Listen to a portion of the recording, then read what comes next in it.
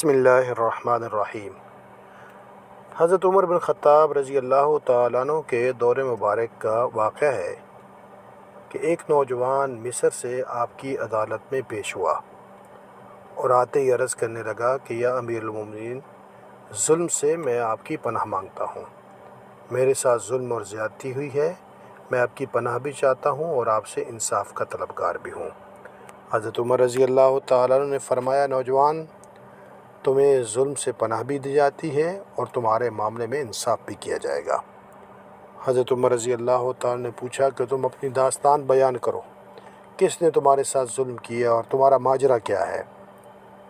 اس مصری نوجوان نے کہا کہ گورنر مصر کے گورنر حضرت عمر بن عاص رضی اللہ تعالیٰ کے بیٹے کے ساتھ دوڑ میں نے مقابلہ کیا۔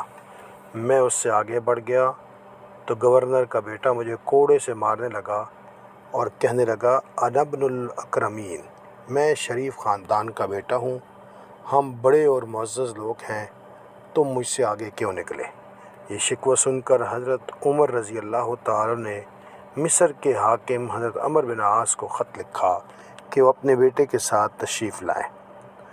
حضرت عمر بن عاص رضی اللہ تعالیٰ عنہ اپنے بیٹے کے ساتھ امیر المومنین کی خدمت میں حاضر ہوئے تو انہوں نے پوچھا کہ وہ مصری کہاں ہے؟ وہ سامنے آیا تو حضرت عمر رضی اللہ تعالیٰ عنہ نے فرمایا کہ یہ کوڑا اٹھاؤ اور اس ظالم کے پیٹھ پہ کوڑے لگاؤ اور جو تیرے ساتھ زیادتی اور ظلم ہوا اس کا بدلہ لو۔ وہ مصری نوجوان اٹھا اور حضرت عمر بن عاص رضی اللہ تعالیٰ کے بیٹے کو کوڑوں سے پیٹنے لگا۔ مسلسل کوڑے مارے جا رہا تھا کہ عدالت میں موجود لوگ کہتے ہیں کہ ہمارے دلوں میں یہ خواہش پیدا ہوئی کہ کاش یہ مصری شخص اب بس کر دیں۔ جب اس کا دل بھر گیا تو حضرت عمر رضی اللہ تعالیٰ نے فرمایا، اب کوڑا اٹھاؤ اور اس گنجے کے سر پہ مارو، یعنی اس کے باپ عمر بن عاص کے سر پہ بھی کوڑے لگاؤ۔ اس نوجوان نے عرض کی، یا امیر المومنین، ان کے بیٹے نے میری پٹائی کی اور میں نے اس سے قصاص لے لیا ہے، اس کے باپ کا کوئی قصور نہیں ہے۔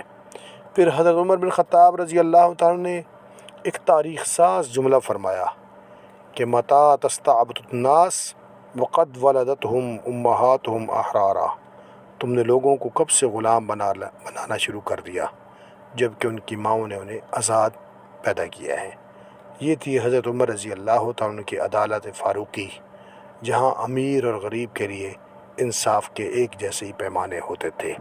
اس لیے 14 صدیاں گزرنے کے باوجود عدل فاروقی کی مثالیں آج بھی دنیا پیش کرتی ہے۔